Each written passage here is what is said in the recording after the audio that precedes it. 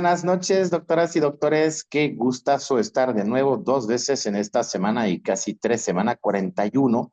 Estamos hoy en la semana 41, pero en el OVA número 42, porque justamente estamos ganándole al tiempo. Felices de tenerte aquí en Odela Virtual Academy.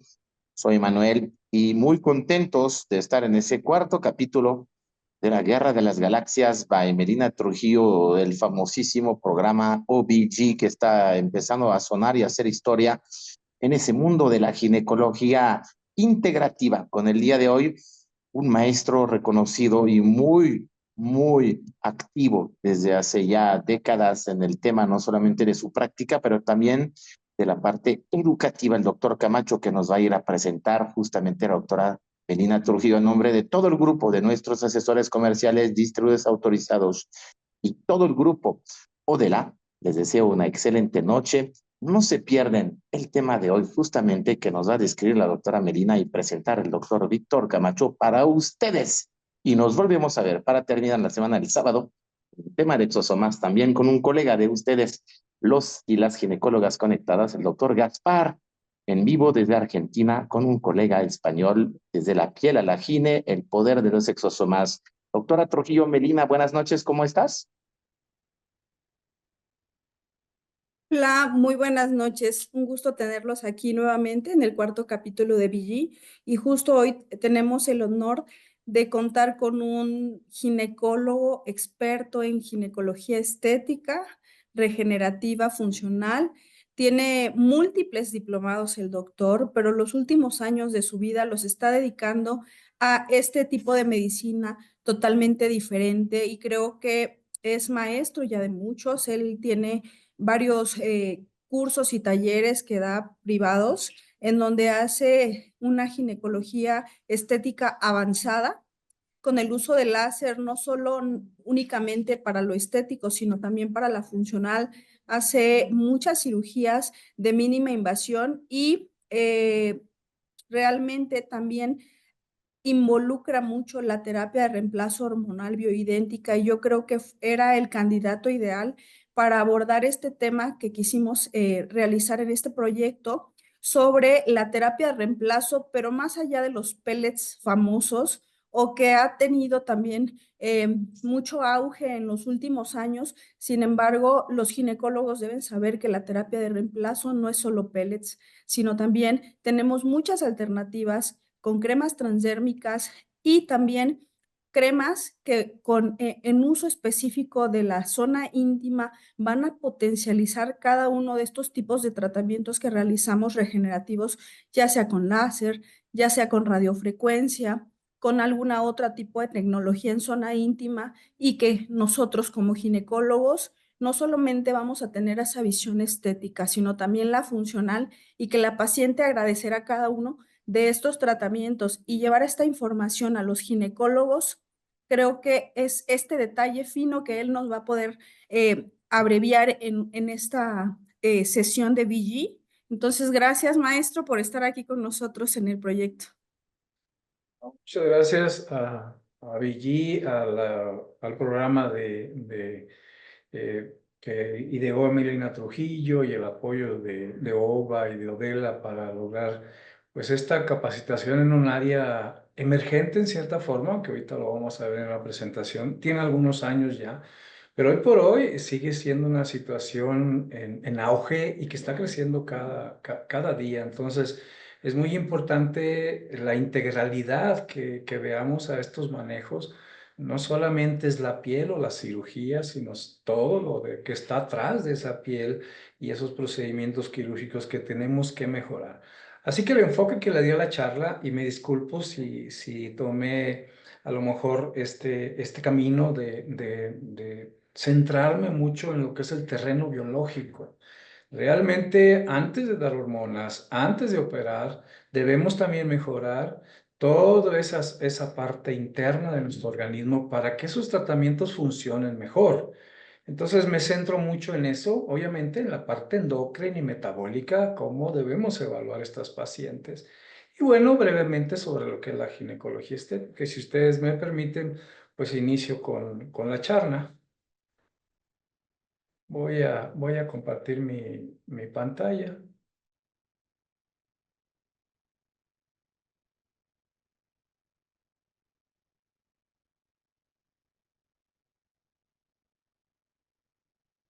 Ok, si todo está bien, me avisan, por favor. Que se vea la pantalla y que me escuchen bien, que eso es lo importante.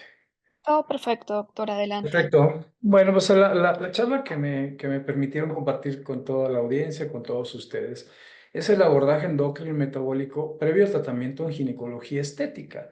Y que no solamente es poner un pellet o dar una crema, sino todo lo que hay atrás que debemos mejorar para que realmente veamos la integralidad de estos manejos. Empezaré brevemente por definir lo que es la ginecología estética y desde hace cuántos años.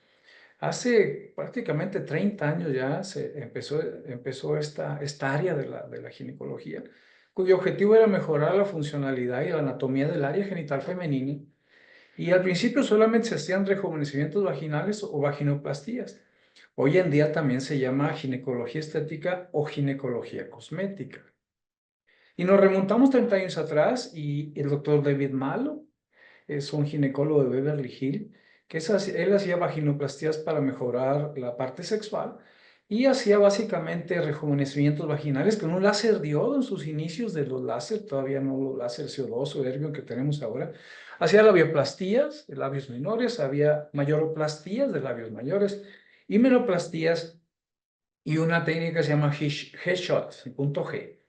Inclusive estableció él un modelo de franquicia para que otros médicos fueran a aprender estos procedimientos y con un éxito tremendo hasta la actualidad. Es un ginecólogo muy exitoso en esta zona, atendiendo a estrellas, a esposas de presidentes. Bueno, a la que mejoró primero fue a su propia esposa, ¿eh?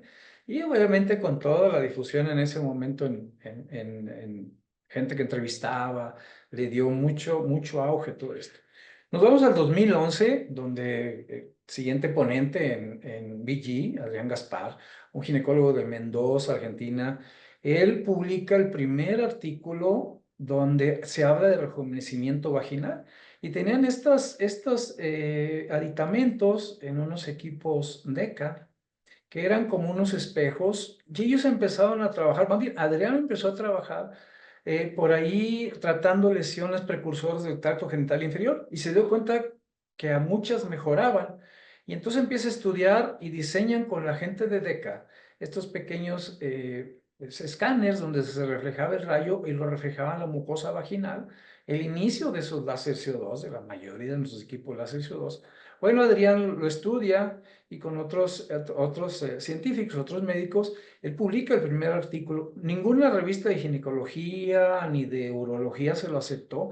Y esta revista de cirugía cosmética fue la única que se lo aceptó. Inclusive no le iba a llamar así.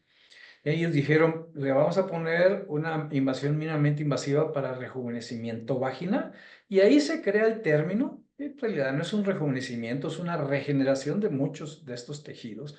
Y en 2011 marca un hito, ha recibido premios y muchos reconocimientos, Adrián, por este artículo. Es la primera vez que se habla de rejuvenecimiento vaginal. ¿Cuáles son los procedimientos estéticos más comunes? Bueno, hay funcionales y hay estéticos o inclusive quirúrgicos.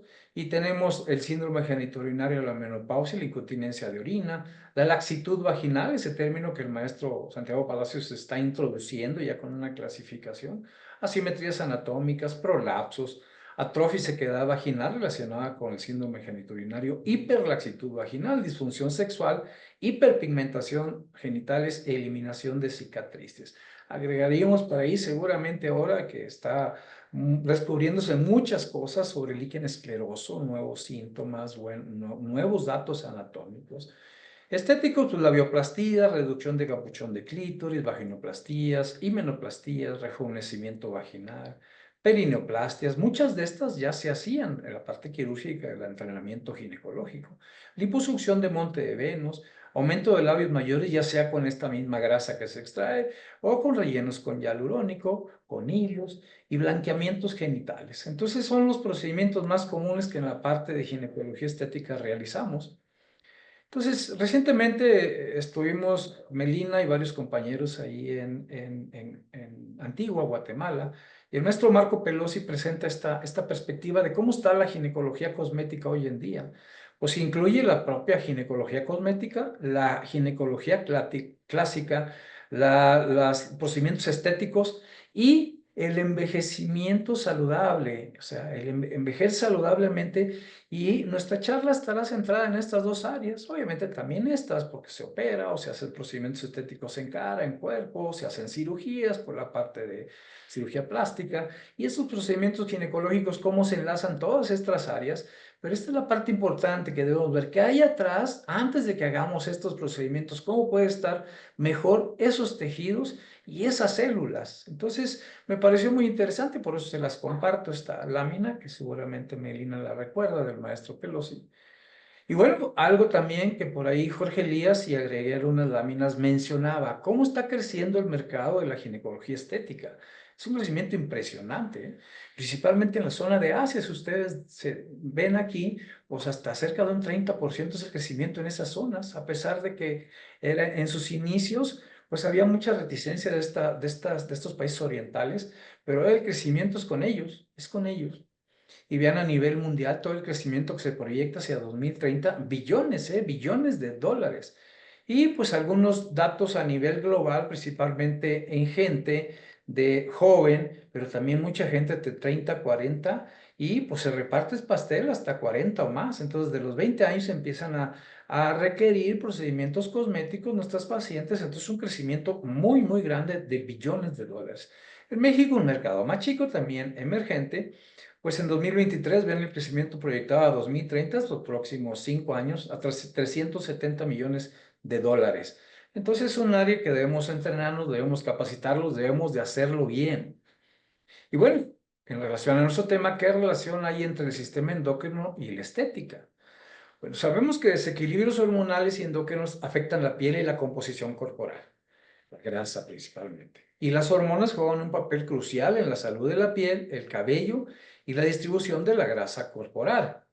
Desequilibrios de hormonas tiroideas, por ejemplo, pueden llevar a cambios en el peso y en la textura de la piel, y alteraciones en hormonas sexuales como estrógenos, testosterona, progesterona, cortisol, hormonas esteroideas más bien, pueden afectar la salud del cabello y la piel, provocando acné, aumento de grasa o pérdida de cabello o hiperpigmentaciones. Todas estas dentro de los tratamientos que vimos hace un momento. Entonces, las hormonas son muy importantes. Entonces, debemos de abordarlo desde el punto de vista de la endocrinología ginecológica, que va a haber alteraciones del ciclo menstrual, hiperandrogenismos que pueden terminar en la salida de hirsutismo, de acné, problemas de esterilidad también, ovario poliquístico, falla ovárica prematura, amenorreas hipotalámicas, hiperprolactinemias, hiperplasias suprarrenales o disgenesias gonadales. Esto tenemos que saber evaluarlo y conocerlo para poder determinar su tratamiento más adecuado.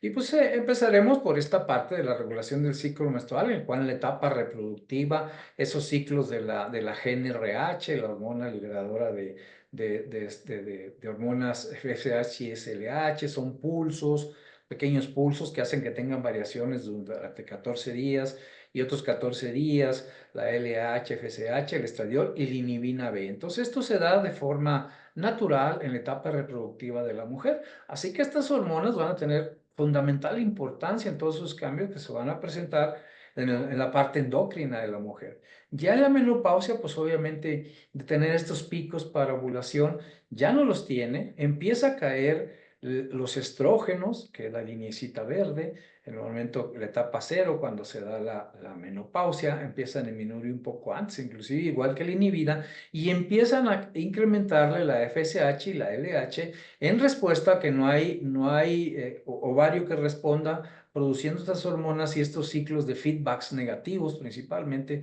va a hacer que la FSH y la LH se eleven inicialmente a la caída de estos estrógenos principalmente. Así se comportan nuestros ciclos menstruales y en la menopausia. ¿Qué pasa cuando se pierde la función ovárica? Bueno, esta se pierde por factores genéticos, importante la genética, para saber en qué momento se va a presentar esa menopausia. Hay factores ambientales, principalmente tóxicos en el ambiente, estilos de vida, Tabaquismo aquí, por ejemplo, es importante en el envejecimiento ovárico, enfermedades sistémicas. Y tenemos aquí en el hipotálamo, que también envejece nuestro hipotálamo con la edad, hace que haya una desincronización de la secreción de GnRH, los tiempos desapareados de los pulsos del LH. Eso hace que haya un estradiol que fluctúa por ese estímulo de FSH y LH, lo que va a hacer que haya una declinación en la hormona antimülleriana y en la inhibina B, y eso hace que la FSH se incremente, o sea, ya no encuentra esa respuesta de esos estrógenos, de esa inhibina, y la FSH se incrementa. Estos ovarios que se pierden, ya cercano a los 45 años, empieza la disminución importante y la apoptosis de todos esos folículos y esos que se estimulan para ovular, empiezan también a disminuir esa masa folicular, que va a hacer que tengan ciclos anovulatorios y finalmente la pérdida de los ciclos menstruales. Entonces esa función ovárica se pierde y viene la menopausia. ¿Qué pasa en la menopausia? Esa secreción desincronizada de hormona relevadora de gonadotropinas, de FSH y LH, va a hacer que tengan ciclos alterados, que tengan cambios de humor y alteraciones en el sueño, enfermedades cardiovasculares. Ya la menopausia va a traer consigo todas estas alteraciones, osteoporosis principalmente, obviamente inicialmente pérdida de ciclos menstruales, atrofia urogenital y síntomas vasomotores, que son los más representativos de la menopausia. Entonces, a causas y consecuencias de la menopausia por la pérdida de la función ovárica y la falta de estrógenos. Estas etapas del envejecimiento reproductivo, STRO se llama, aquí cuando lo publicaron, está modificada por la doctora Susan Davis, ahora en 2015, nos habla de todas las etapas, marcando la etapa 0 como la etapa en la cual se presenta la menstruación, -1, -2, -3, y lo divide en etapas reproductivas, transición a la menopausia y posmenopausia. Tiene diferentes criterios de soporte y características descriptivas. Entonces vamos a analizar una por una. En la etapa reproductiva, bueno, se presentan ciclos menstruales regulares, puede haber alguna alteración y nos lo va a indicar la baja FSH antimülleriana y en ocasiones bajo conteo folicular, que nos va a permitir identificar qué está pasando con estos ciclos menstruales. Entonces los ciclos menstruales son regulares también en este -4 y son variables en -5 en la etapa reproductiva temprana. En el pico de nuestra etapa reproductiva, igual los mismos criterios de soporte.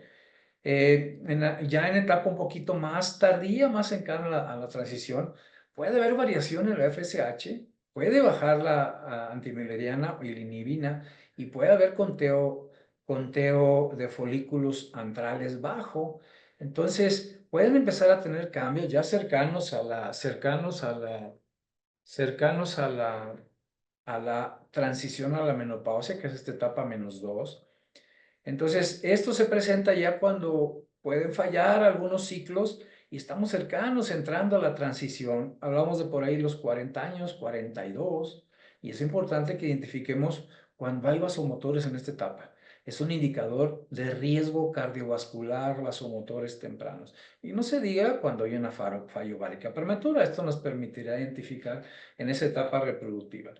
Pasamos a la transición a la menopausia, ya en estos años previos a la menopausia. Es variable, puede ser de 1 a 3 años, pero podemos encontrar mujeres en 42 años en esta etapa ya de transición.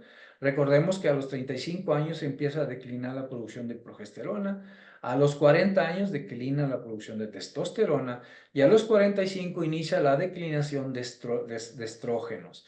Y a los 48, promedio 51, presenta la menopausia. Entonces, estos datos los vamos a encontrar. Empiezan los ciclos a tener duración variable, a veces más de 7 días empiezan a prolongarse. Puede haber datos variables de FSH, pero puede empezarse a elevar. Baja antimülleriana, baja inhibina y también bajo conteo de folículos antrales. En una etapa ya más cercana, en la propia transición, puede haber ya intervalos de amenorrea de hasta 60 días, 2 meses presentan. ya empieza a elevarse más la FSH, más de 25 unidades internacionales por litro de FSH, baja antimileriana, baja inhibida y bajo conteo folicular.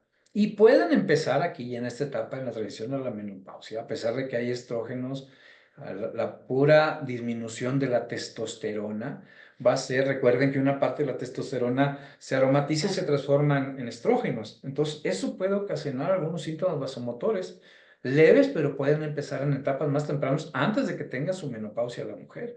Esto se llama transición a la menopausia temprana y tardía.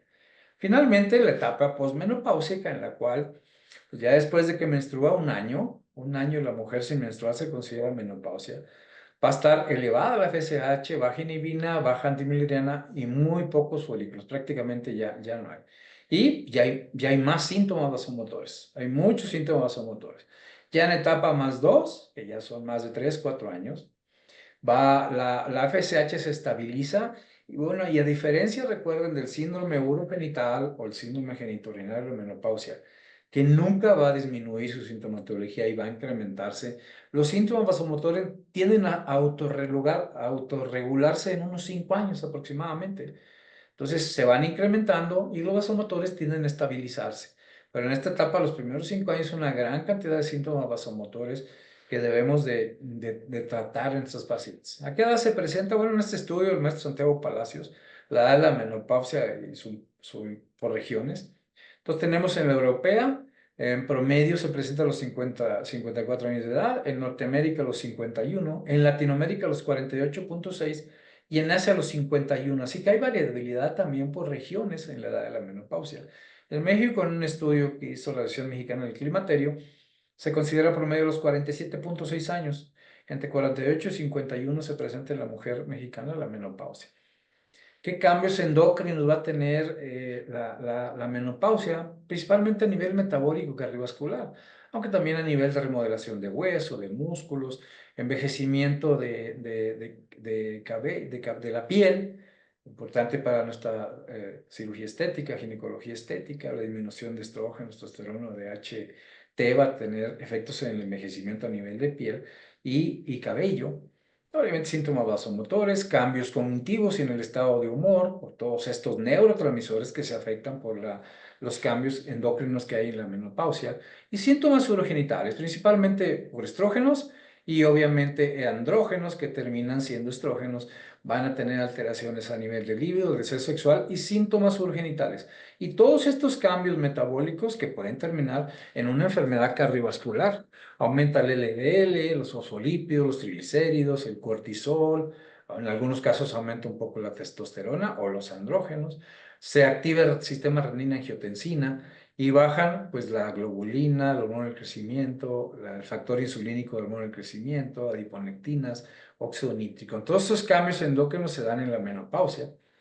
Y recordemos que la transición, si no se da el apoyo, puede dejar secuelas de por vida. ¿Sí? Entonces, puede haber en estas etapas, en transición, síntomas vasomotores, desorden del sueño y cambios de humor, atrofia genital desde estas etapas, dispareunia, atrofia de piel, alteraciones menstruales. Y aquí tenemos nuestra ventana de oportunidad para dar esos tratamientos hormonales, esos tratamientos con antioxidantes, con nutracéuticos que ayuden a nuestras células a estar más saludables. Finalmente, a largo plazo, pues estas enfermedades ya más crónicas, como enfermedades cardiovasculares, enfermedades mentales, aterosclerosis y osteoporosis.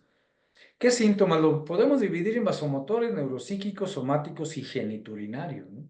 Entonces, a nivel genitourinario, síndrome genitourinario, a nivel de la función sexual, a nivel del sistema nervioso central, los vasomotores, depresión, trastornos del sueño, cambios cognitivos, migrañas. A nivel de piel, mucosas y pelo, se reduce el grosor de la piel, la elasticidad, la hidratación, se incrementan las arrugas, se pierde pelo. Puede ganarse peso y esto aumenta la adiposidad visceral con el riesgo de síndrome metabólico y enfermedades cardiovasculares. Entonces, todos estos son los principales síntomas en la menopausia. Y esa baja de estrógeno nos trae riesgo de enfermedades en momentos subclínicas, los bochornos que se presentan en síntomas a corto plazo, estados de ánimo, sueño y cambio cognitivo agudo, síntomas urogenitales. Y bueno, estos son el desarrollo de una enfermedad subclínica que no nos va a dar muchos datos, como enfermedades cardiovasculares, osteoporosis y deterioros cognitivos a más largo plazo por esa deficiencia de estrógenos. ¿Qué otros efectos negativos de esto falta de estrógenos? Bueno, la deficiencia puede terminar en un desbalance en la energía que termina en obesidad y esta en inflamación de grasa, perfil secretorio alterado de esa salud de nuestro adipocito, el sobrevivimiento de las células beta, ¿sí? Porque puede terminar en una diabetes, resistencia a la insulina, hígado graso, una glucosa alterada, la homeostasis de la glucosa, esa sensibilidad a la insulina disminuye por la falta de receptores de estrógenos, inflamación, adiposidad, esclerosis, por esas alteraciones de esa respuesta inflamatoria de los macrófagos que terminan en inflamación celular. Y esta es la dinámica que se da cuando los folículos ya empieza su reserva a estar en 25,000 y empiezan a presentar todas estas alteraciones que va a terminar en que esos estrógenos disminuyen. Como les decía, a los 35, un poquito más atrás, la progesterona empieza a disminuir y el estradiol un poquito más adelante. Esta ventana se llama riesgo de dominancia estrogénica. Entonces aquí es donde los estrógenos dominan y no quiere decir que haya más cantidad de estrógenos, sino que el ratio estrógeno-progesterona está cambiado y entonces hace que no haya esa protección natural que da la progesterona. Y obviamente empieza a elevarse el FSH como lo vimos hace un momento. ¿Qué riesgos ocultos tiene la menopausia? Bueno, los receptores de estrógeno están en todo nuestro organismo y juegan un papel vital en la regulación de muchas funciones fisiológicas. Entonces, esos receptores que ya no están activos por los estrógenos que faltan, van a tener alteraciones como obesidad, incremento de grasa visceral, síndrome metabólico y diabetes, efectos musculoesqueléticos, incluida osteoporosis y osteoartritis, enfermedad de Alzheimer y neuroinflamación, alteraciones celulares en mama o colon o endometrio, enfermedades autoinmunes, hígado graso, desórdenes gastrointestinales como reflujo, mala absorción y alteraciones en la motilidad. Y bueno, después de todo esto, ¿cuáles son los principales desbalances hormonales que vamos a encontrar en la evaluación que hagamos de nuestras pacientes? Les decía dominancia estrogénica, que es una elevación de estrógeno relativo a baja progesterona. Puede ser que haya mucha producción, puede ser que haya mala excreción, o puede ser que la progesterona esté disminuida de forma fisiológica. Entonces eso da que unos estrógenos estén más dominantes en cuanto al estímulo que ellos hacen en muchos tejidos. Entonces, ¿qué factores tenemos que considerar? Pues la obesidad, qué tanta actividad tiene la aromatasa en esa grasa, cuánta inflamación hay en nuestros pacientes, si está expuesta a disruptores hormonales, a estrés oxidativo, alteraciones intestinales o hasta alcohol para evaluar esa dominancia. Entonces, el probable tratamiento es reducir la exposición de esos estrógenos, omega 3, metformina, berberina, progesterona, dieta antiinflamatoria, keto y vitamina D para lograr que logremos eliminar esos estrógenos que muchas veces son disruptores, ¿eh? No solamente los que no elimina el intestino, sino los que traemos por contaminantes ambientales que va a hacer que se eleven eso y si esos estrógenos pues no son nada saludables. Puede haber disfunción del cuerpo lúteo cuando hay baja progesterona y son ciclos cortos de fase lútea. Sí, puede haber muy poca cantidad, 5 nanogramos por litro de progesterona, cuando debemos andar entre 13 a 23. ¿Qué factores tenemos que considerar? El estrés físico y emocional, una dieta pobre en grasa, ejercicio excesivo u ovario poliquístico. Entonces, antioxidantes, progesterona, melatonina, adaptógenos y vitamina D como probable tratamiento.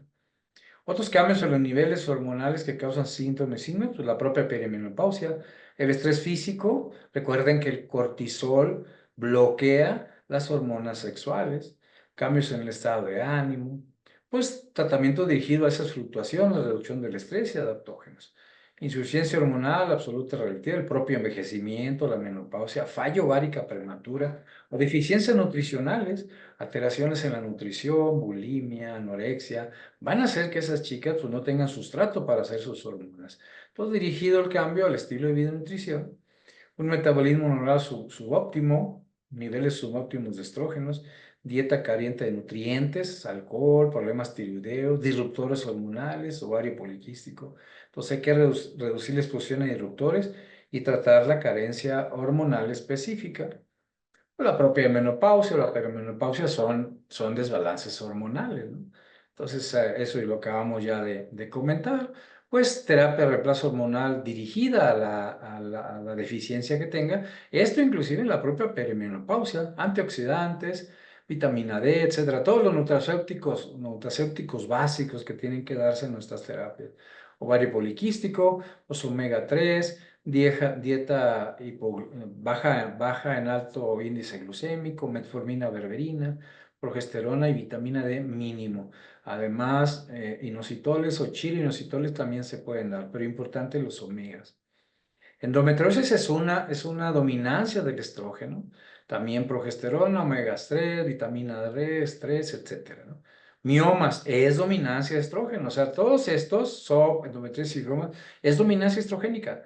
Entonces, todo el tratamiento es muy parecido, importante la terapia con progesterona. Otras condiciones, por ejemplo, riesgo de mama, se puede prevenir si es que hay factores de riesgo importantes en la etapa reproductiva, factores y progesterona. Progesterona es fundamental para el riesgo. Está demostrado que la progesterona previene, es como un reóstato para equilibrar esos receptores de estrógeno y tenga tanta estimulación. Testosterona también demostrado que previene cáncer de mama. Entonces, toda la terapia nutracéutica y las hormonas que sean necesarias para prevenir este cáncer de mama.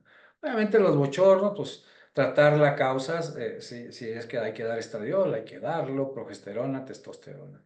Baja libido, básicamente es testosterona, ¿no? Es testosterona, citocinas, quizás algún inhibidor de la fosfodiesterasa para que mejore estas condiciones. Y les decía, el riesgo de la dominancia estrogénica está en esta etapa, ¿sí? Entonces, se da en esta ventana. Cuando la progesterona a los 35 años de edad empieza a disminuir más rápidamente que los estrógenos, que es un poquito más tardía, a los 45, empieza a disminuir. Y esta ventana es el periodo de riesgo de esa dominancia estrogénica que puede terminar en miomas, en problemas a nivel mamario, a nivel endometrial, a nivel ovárico, esta dominancia, si no la identificamos y la tratamos. Así que es más rápida la disminución de la progesterona, un 75% comparado con los 35% de los estrógenos. Entonces, esto es importante que ustedes siempre lo valoren de estas etapas muy tempranas porque van a prevenir enfermedades y van a prevenir enfermedades que pueden terminar hasta en un cáncer. Entonces, es importante que identifiquemos. Y finalmente, pues en esta parte, los disruptores endocrinos están presentes en todo el ambiente, en todo lo que respiramos, lo que comemos, lo que bebemos, lo que nos tocamos, lo que nos ponemos. Entonces, están en la carne, en el pescado, en el pollo, en el agua, y más si está en botellas de plástico. Bebidas, verduras, legumbres, frutas, huevos, lácteos, cosméticos, ¿sí?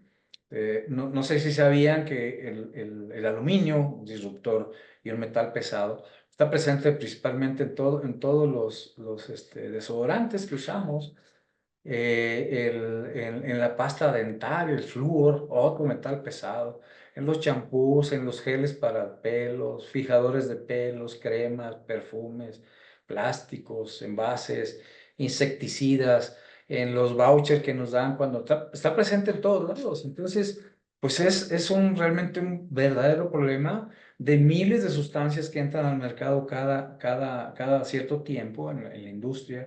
Son muy pocas sustancias las que verdaderamente se analizan. Solamente se considera que hay como 800 sustancias analizadas que se ha demostrado que sí causan efectos como disruptores.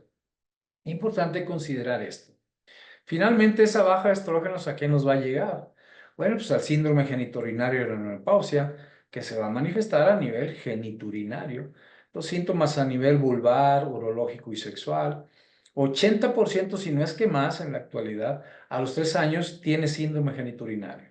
Prácticamente ya el 100%. Y ese no va a disminuir a diferencia de los bochornos. Ese va a seguir aumentando. Va a seguir aumentando y no se le va a quitar hasta que le demos el tratamiento específico y puede terminar inclusive un líquen y un líquen en un cáncer. Los síntomas típicos son sequedad vaginal, picor, escozor, molestias y dolor con las relaciones sexuales. Un segundo. Frecuentemente síntomas urinarios o infecciones repetitivas urinarias y vaginales y urinarias. Entonces pasan por todos los urólogos y todos los antibióticos y nunca se curan. Y en realidad lo que tratar pues es la atrofia vaginal. Entonces tenemos una vagina funcional con paredes vaginales elásticas, con lubricación, con vasitos, y una vagina atrófica sin vasos, sin lubricación, con una elasticidad reducida, seca, se acorta el canal vaginal, desaparecen los labios menores. Entonces les decía, los síntomas principales: sequedad, irritación, ardor, dolor, dispareunia, poca lubricación, urgencia urinaria. El gran tema es que está subtratado. Solamente 20-25% de las mujeres buscan atención médica, ¿sí? Entonces, y el otro problema es que solamente la mitad de los médicos pregunta por estos síntomas porque lo considera algo que va a pasar en esta etapa de la mujer y que dice pues que es normal. No, ya no debemos ver el síntoma genitourinario de esa forma. Entonces, aquí están los síntomas en nuestro palacio y se dice que el diagnóstico se hace al presentarte 2 síntomas y un signo o un síntoma de estos, ¿eh? Entonces, es importante que lo diagnostiquemos y lo tratemos. Otra situación donde vamos a estas hormonas van a afectar nuestras pacientes, pues es el hipotrofia y son de las cosas que vamos a tratar en la ginecología estética. Pues puede estar laxos, elongados o tener arrugas, este tienen los tres. En el síndrome genitourinario, el propio envejecimiento fisiológico, si hubo partos, algunas prácticas deportivas que hacen que se desgaste esta grasa, inclusive en mujeres jóvenes todavía con hormonas pueden presentar esa laxitud. Cuando bajan mucho de peso, como la cirugía bariátrica, puede ser un desajuste hormonal o un desajuste metabólico. Así que todas estas causas las vamos a encontrar en esos labios laxos, en esa laxitud de esa zona de las mujeres. Puede haber hiperpigmentación, también otra de las situaciones que van a ver ustedes en la consulta diaria. Y puede ser secundaria a cambios hormonales, a envejecimiento cutáneo, propios embarazos, exposición solar, quizás a sus genitales, pero irritaciones o traumatismos repetidos, el propio roce de los muslos en las mujeres que tienen cierta obesidad puede hacer que se pigmenten. Prendas ajustadas, inclusive en la mala higiene íntima, el hierro de la menstruación puede impregnar la zona o alguna predisposición genética. Pero hoy por hoy la causa de la hiperpigmentación se considera que es una inflamación celular.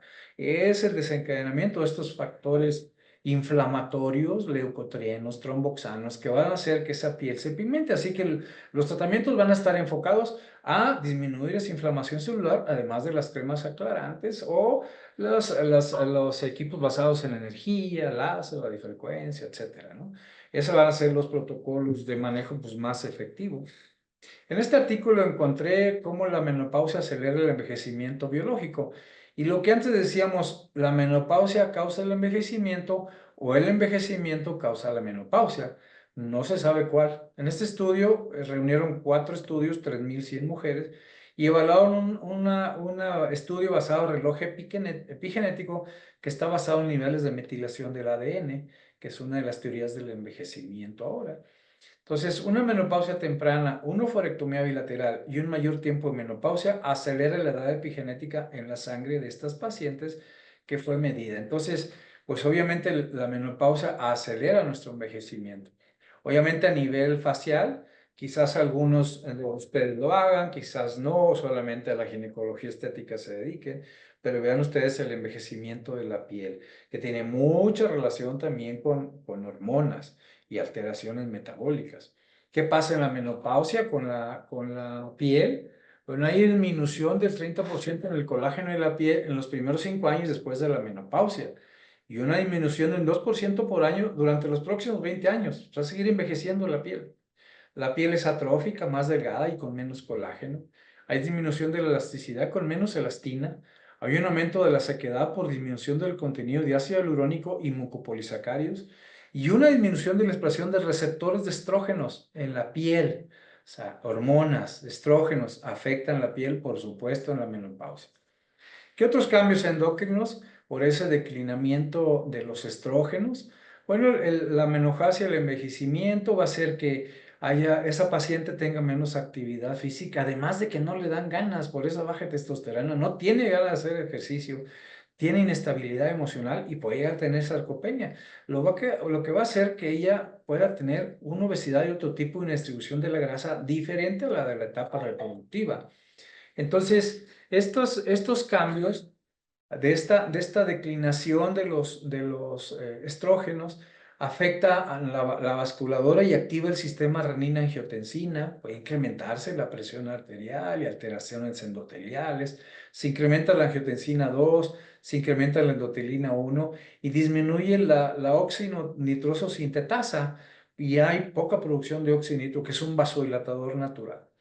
Eso va a conllevar a estrés oxidativo, proliferación a nivel vascular, principalmente las células espumosas a nivel de nuestros vasitos, va a llevar a inflamación celular, a endurecimiento de arterias y a disfunción endotelial finalmente. Todos esos cambios de inflamación celular van a afectar nuestras membranas celulares y van a terminar en disfunción endotelial, que va a ser el origen de muchas enfermedades crónicas como la aterosclerosis y no digamos un infarto, una enfermedad isquémica. Entonces, otros efectos indirectos de estos estrógenos bajos a nivel cardiovascular, pues se aumenta la adiposidad visceral, dislipidemia, se incrementa el LDL y disminuye el HDL, incrementa los triglicéridos, se presenta resistencia a la insulina, se incrementa la presión arterial y hay inflamación crónica. Entonces, los dos condiciones que se presentan en todos estos procesos crónicos son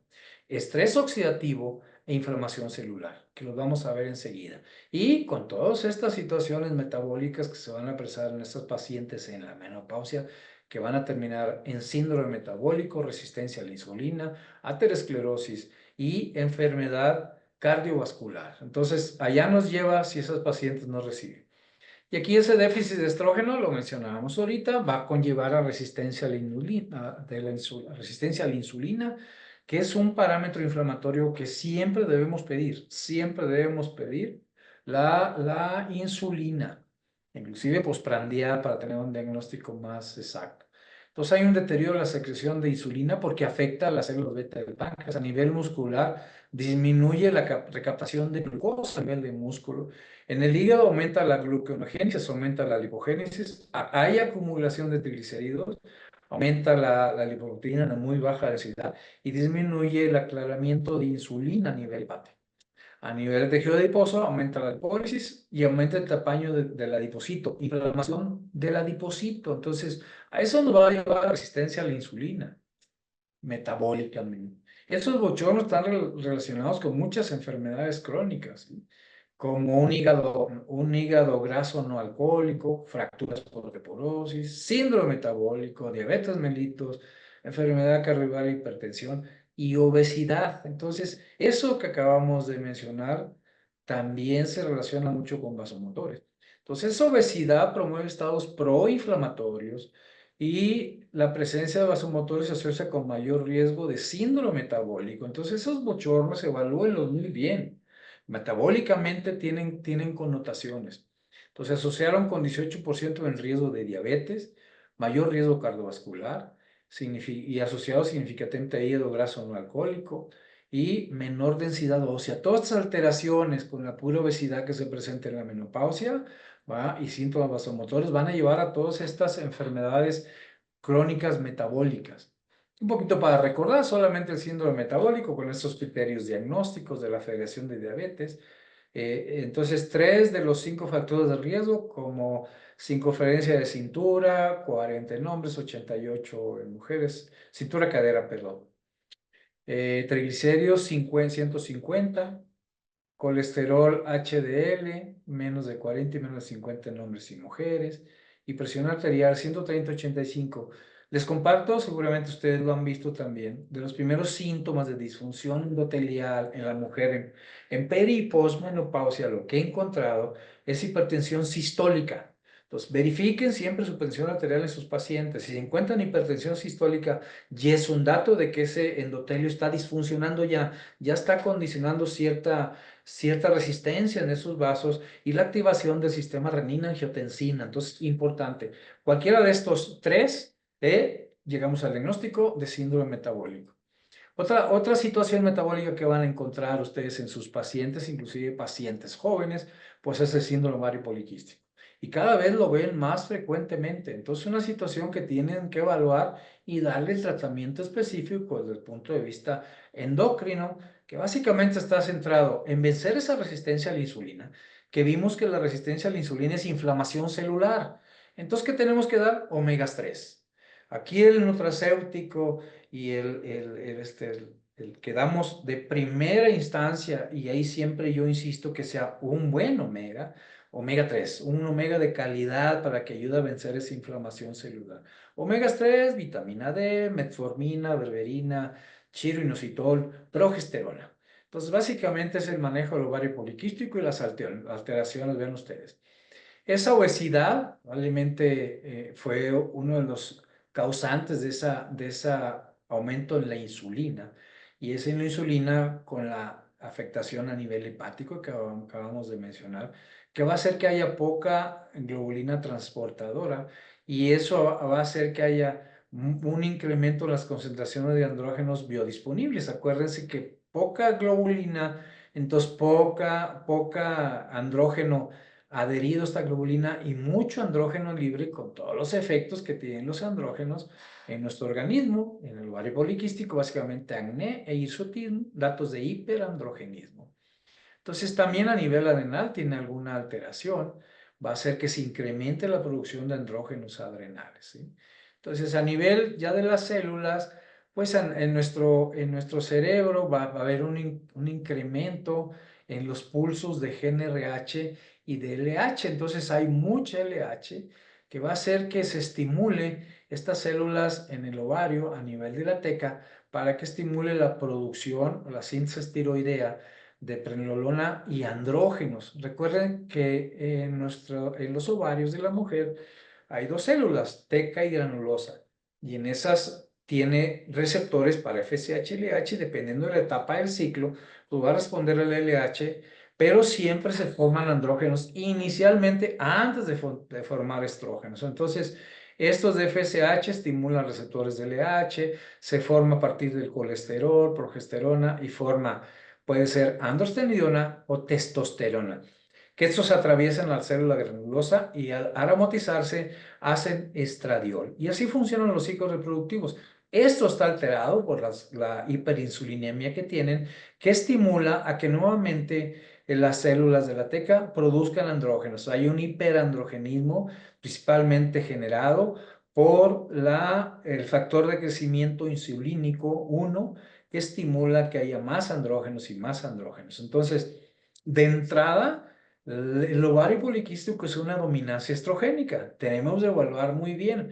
Así que el usar anticonceptivos, que son estrógenos sintéticos y progesteronas sintéticas, pues sí, pues en algunas veces se regula, pero no es el tratamiento ideal. El tratamiento ideal es progesterona inicialmente y después evaluaremos si agregamos estradiol. Pero lo importante en ovario poliquístico es vencer la resistencia a la insulina que tienen nuestros pacientes. Ahora estamos viendo más insuficiencia ovárica prematura, ¿eh? Mujeres 35, 36, 38 años. Entonces puede haber diferentes causas, o sea, se hacen apoptósicos miles de folículos y la mujer de pronto ya en etapas muy tempranas ya no tiene función ovárica, ya no tiene. Entonces pueden ser la propia cirugía pélvica, por ejemplo, desde salpingoclasia hasta esterectomías, afecta la circulación ovárica y puede hacer que sufra ese ovario. Radiaciones, quimios, autoinmunes como asociadas a hipotiroidismo, Addison, diabetes, miastenia, vitiligo, lupus, galactosemia o el propio tabaco afecta mucho a nuestros ovarios y alteraciones cromosómicas y genéticas, perdón. Y no está la lámina, pero les quisiera comentar que hoy estamos viendo mucho más insuficiencia ovárica prematura relacionada con COVID. Entonces, sí estamos viendo más insuficiencia ovárica en relación a las gentes que le dio COVID grave. Le llamamos long COVID ahora, long COVID. y se manifiesta principalmente, es el COVID largo, por alteraciones a nivel cardiovascular, a nivel cerebral y a nivel de glándula suprarrenal. 80% de mi consulta es fatiga adrenal. Rápidamente no pasan por el hipercortisolismo, sino cae ese cortisol abajo de 10 y esas mujeres van a estar con muchos problemas de hormonas sexuales, ovario, y no se diga todas las alteraciones a nivel de tiroides y la propia efecto que tiene el cortisol en nuestro cuerpo. Entonces es importante que considere siempre evaluar fatiga de... Y bueno, ¿cómo lo vamos a abordar? Todas estas alteraciones endocrinas, metabólicas que se presentan en la propia menopausa por alteraciones en etapa reproductiva, ¿de qué forma? Tenemos que mejorar nuestro terreno biológico. Y bueno, en sentido pues conceptual, el terreno biológico es nuestro ambiente extracelular, aunque en nuestra medicina funcional va a ser un poquito más amplio, son todos los sistemas que intervienen en nuestro organismo para mantener una estabilidad en nuestras membranas, en nuestras mitocondrias, en nuestras células. Entonces, este terreno biológico sano propiciará salud y un terreno biológico tóxico produce una adaptación forzada que intenta reparar nuestro organismo o sanarse. Esta adaptación le llamamos síntoma o enfermedad, ¿sí? Y es lo que en la medicina tradicional, la medicina que practicamos todos, vemos un síntoma o una enfermedad. La cronicidad de ese estado patológico se produce cuando el sistema ya no tiene la vitalidad para autorrepararse o adaptarse y entonces se presenta esa enfermedad. Sin embargo, desde el punto de vista de la medicina funcional, nuestro terreno biológico va a ser esto. Todas estas alteraciones que están en la raíz de las enfermedades, ¿sí? En la medicina actual, pues vemos cáncer, vemos fiebre, asma, enfermedad, gripas, acné, cistitis, falla renal, presión alta, etcétera. Vemos síntomas o enfermedades nada más y pues le damos el medicamento para ese síntoma, ¿sí? Entonces, le subió la presión, pues le doy para que se le baje. Tiene alteración en su corazón, le doy algo para que le ayude a su corazón, le subió el azúcar para que le baje el azúcar. Y esto es lo que vemos. Es una medicina farmacológica y basada en el síntoma. La medicina funcional está acá, está en la raíz de la enfermedad, desde exceso de tóxicos, traumas físicos, deficiencias nutricionales y estrés emocional, físico o mental. O sea, es a donde debemos enfocar nuestra evaluación. ¿Qué afecta a nuestro terreno biológico? Pues una mala alimentación, alteraciones en el sueño, drogas, alcohol, tabaco, químicos, tóxicos en el aire, el propio agua o el ambiente. Todo esto afecta a nuestro terreno biológico, a lo que estamos expuestos. Así que el abordaje tiene que ser multidisciplinario. En el caso del abordaje endocrino y metabólico, pues podemos apoyarnos del endocrinólogo o manejarlo si tenemos nosotros la capacidad. En nutriólogos, quizás en ginecología de adolescente y juvenil, expertos en menopausia, genética, biología de la reproducción, psicología, dermatología, etcétera, etcétera. Entonces debemos de apoyarnos nosotros en otras áreas. Y si tenemos la capacidad, hemos tenido entrenamientos en medicina funcional, en terapia hormonal idéntica, etcétera, pues debemos de usarlo, ¿no? Entonces, todo nuestro sistema endocrino tenemos que evaluarlo y evaluar los diferentes ejes hormonales que se van a alterar en estas alteraciones que acabo de mencionarles, principalmente los ejes hipotálamo hipoficiario, hacia tiroides, hacia adrenales o hacia gónadas. Recuerden, todos ellos están comunicados a través de nuestros niveles de las hormonas en nuestra sangre. Ellos van a estar enterados de lo que pasa en todas estas glándulas. Y recuerden las adrenales, bajos cortisoles, ellos van a bloquear tiroides y van a bloquear gónadas. Entonces son verdaderos ejes que no solamente son los ejes de feedbacks que hace que haya menos o mayor cantidad de hormonas. Entonces, todo nuestro sistema endocrino tenemos que evaluarlo, nuestro hipotálamo, la tiroides, el hígado, las adrenales, principalmente testículo, ovario, páncreas, hormonas de la hipófisis, la glándula pineal. Debemos de tener toda una visión integral de nuestro sistema inmune, endocrino. Entonces, ¿qué incluye? Debe ser una evaluación integral y completa de nuestro paciente.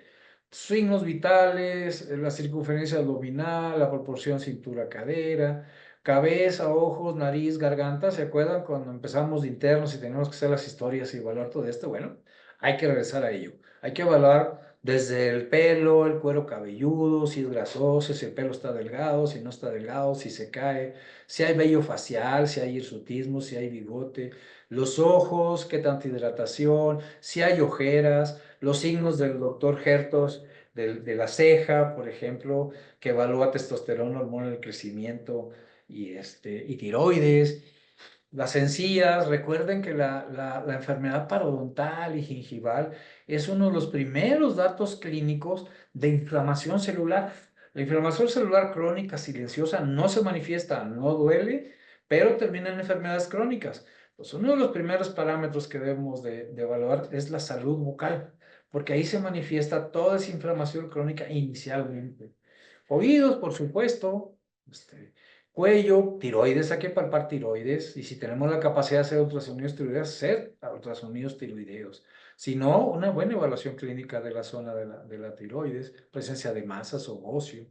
Mamas, explorar mamas. Si no son ginecólogos, bueno, apoyarse obviamente en una mastografía y en un ginecólogo que les apoye con estas valoraciones.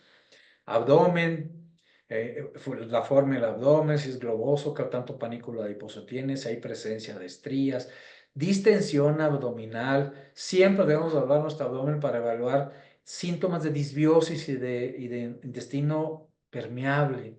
A nivel de pelvis, cambios atróficos, cómo está la vulva, cómo está el introito, cómo está la vagina, presencia de datos de líquens, si hay fibromas en algún ultrasonido, si hay quistes en los ovarios, las funciones cognitivas, reflejos tendinosos profundos, el reflejo aquilio que nos habla de problemas tiroideos, su estado de ánimo, su concentración, su afecto, interactuar ya con la paciente en cómo está ella, en su ambiente, qué tan tóxico es, qué tanta tranquilidad y paz mental tiene esa paciente. Recuerden que ahora las emociones son fundamentales, debemos abordarlas para que nuestra paciente verdaderamente sane todos sus problemas, ¿no? La piel, se haya cantosis, uñas pigmentadas, estrías, ictiosis, etc. Otros datos, pues, qué come, qué tanto estrés, si se ejercita, si hay nutrición, sueño, tóxicos en el ambiente, si ha ganado peso, si hay bochornos. Y correlacionar síntomas, acuérdense que muchos síntomas se traslapan: exceso de estrógeno, alto cortisol, baja progesterona, fatiga, por ejemplo, en tiroides, en hormonas sexuales y en adrenal lo pueden encontrar. ¿A qué nivel vamos a actuar? Me voy un poquito más rápido, discúlpenme, ya el tiempo se fue. A nivel de membranas, ¿eh?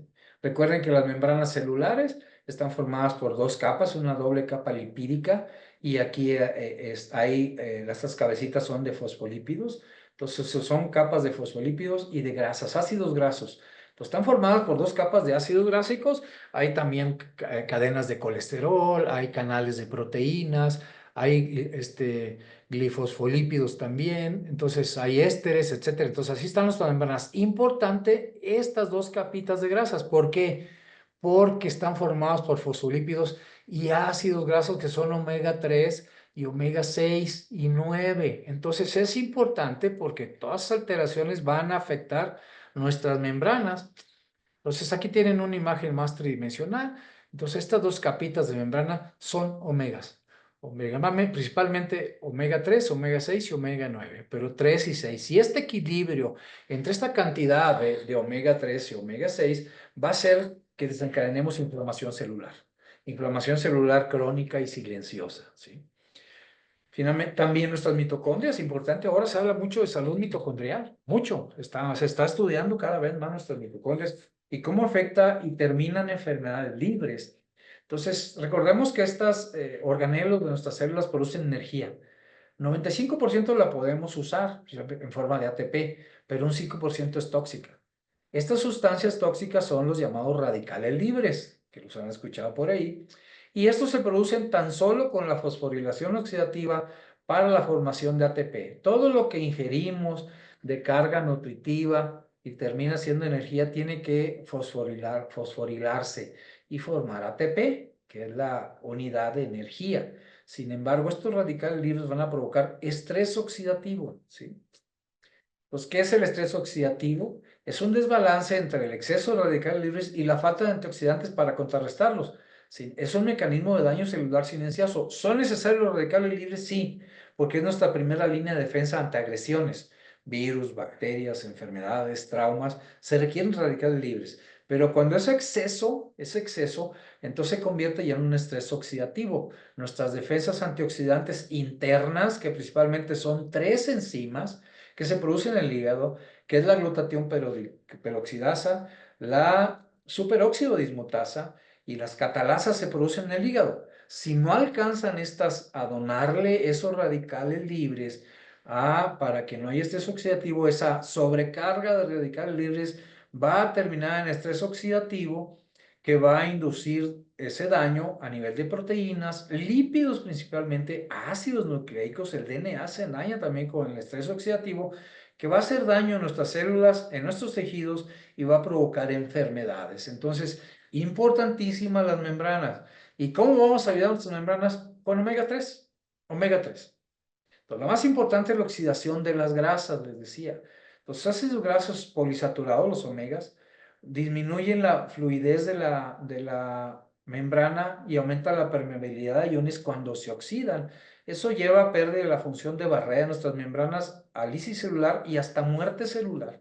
Entonces, estos omega 3, cuando están en un buen equilibrio y protegen de los radicales libres, estos se oxidan y se abren esas membranas y ocasionan una gran permeabilidad en estas membranas con muchos daños. Se oxidan las proteínas y recuerden que las proteínas son pues todas las que hacen nuestras funciones celulares. Entonces, todos esos enlaces cruzados de las proteínas por la oxidación de estos ácidos grasos se convierten en un caos en toda nuestra célula. Entonces, membranas celulares fundamentales que pensemos en ellas cuando estemos evaluando a un paciente. ¿Qué fue primero? Pues como el huevo y la gallina. El estrés oxidativo daña la membrana celular, activa una cascada inflamatoria y nos lleva a inflamación celular. Esta inflamación celular activa el sistema inmune y que haya más radicales libres y más estrés oxidativo y se convierte en un círculo vicioso que nos lleva a enfermedades crónicas. El asesino secreto, la inflamación celular, les decía, silenciosa, crónica, de bajo nivel, nos lleva también a una muerte silenciosa y a enfermedades crónicas. Realmente, ¿qué es la inflamación celular? Es una reacción a una lesión, infección o herida mediante la cual el sistema inmune libera sustancias que nos protegen inicialmente. O sea, todos necesitamos tener inflamación, pero una crónica es que no se resuelve ya no es buena. En algunas situaciones nuestro sistema inmune desencadena una respuesta inflamatoria cuando no hay nada que atacar. No hay invasores extraños para combatir, dañando nuestros propios tejidos. Esa es la inflamación celular crónica. ¿Y qué contribuye a esta inflamación? Bueno, aquí están los principales: perturbaciones digestivas y problemas alimentarios, deficiencias nutricionales, infecciones, estrés físico, emocional, nutricional, mental, tóxicos, alta carga de azúcares, estimulación de la insulina, aumento del consumo de omega 6 y carencia de ácidos grasos antiinflamatorios que son los omega 3. Entonces, fundamental los omega 3. Entonces, ese desbalance en estas dos capitas de omega 6 y omega 3 y otras sustancias, pero principalmente desbalance de omega 6 y omega 3, nos va a llevar a esa inflamación celular. Entonces, ese desbalance es lo que hace que se produzca oxidación. Hay mucho omega 6. En el estudio de inflamación celular del doctor Gustavo Orozco en Guadalajara, es el que más ha estudiado inflamación celular de esta relación entre estos dos ácidos grasos. En promedio en México andamos de 15 a 21, o sea, 21 omega 6 por un omega 3, cuando la relación máxima debe ser 1 a 3 máximo para tener un buen balance en los ácidos grasos. Entonces, hay mucha inflamación celular. Ese test rápidamente lo pueden aplicar ustedes y 3 respuestas afirmativas nos habla que tenemos inflamación celular. Tienes sobrepeso, tu cintura mide más de 90, constante antojo por azúcares, constantemente tienes hambre, constantemente te sientes cansado, tienes cabello reseco o sin vida, constantemente sufres de estreñimiento, han perdido brillo tus uñas, tienes sueño, aturdimiento al levantarte, tienes baja o falta de concentración, has perdido la sensación de bienestar o felicidad, constantemente sufres dolores de cabeza, sientes ardor o dolor constante, especialmente después del ejercicio, y tienes piel reseca. Cualquiera de estos nos puede estar hablando de inflamación celular. ¿Qué biomarcadores tenemos? Y de esta forma Ustedes al evaluar su paciente desde el punto de vista de somatometría, ver el peso, el índice de masa, la cintura cadera, etcétera, etcétera, ustedes van a ya evaluar qué tanta inflamación celular trae ese paciente. Además, si es diabético, si ya tiene algún problema crónico, pues más. ¿Cuánta inflamación tiene, no? Y esa inflamación relacionada con diabetes, con enfermedades neurológicas, enfermedades autoinmunes, artritis, enfermedad pulmonaria, Alzheimer, enfermedades cardiovasculares y cáncer también, daña el DNA, recuérdenlo. Entonces, tenemos el rango ácido araquidónico EPA, les decía, el índice de inflamación celular, que lo hacen en Guadalajara, toman la prueba y la mandan a Guadalajara y la mandan a Canadá para que les hagan la relación de estos dos ácidos. Tan simple como una proteína C reactiva ultrasensible, piden la ultrasensible. La interleucina también, que es más cara, o el factor de necrosis tumoral alfa, nos hablan de biomarcadores de inflamación. En una biometría, el índice neutrófilo linfocito también lo tenemos a la mano. La glucosa, por supuesto, la hemoglobina glicosilada, la insulina, la homocisteína, la gamma-glutamil transpeptidasa, la TT reversa y el índice de glaciano son cosas a la mano que tenemos en nuestro laboratorio y nos permiten evaluar. Y aquí tiene pues, los marcadores. Entonces, un índice neutrófilo linfocito, pronóstico de enfermedad cardiovascular menor a 2.5. Recuerden que los linfocitos a través de los macrófagos, ellos generan también radicales libres por procesos inflamatorios a nivel endotelial, también liberan radicales libres. Entonces, estrés oxidativo, enfermedad cardiovascular. La PCR menos de 0.5, glucosa en sangre, 85 ahora, aunque evaluamos 100 y decimos que está bien, pero ya en 85, 90, andamos ya evaluando una paciente con cierta resistencia a la insulina. 5.5 es el parámetro que yo pido.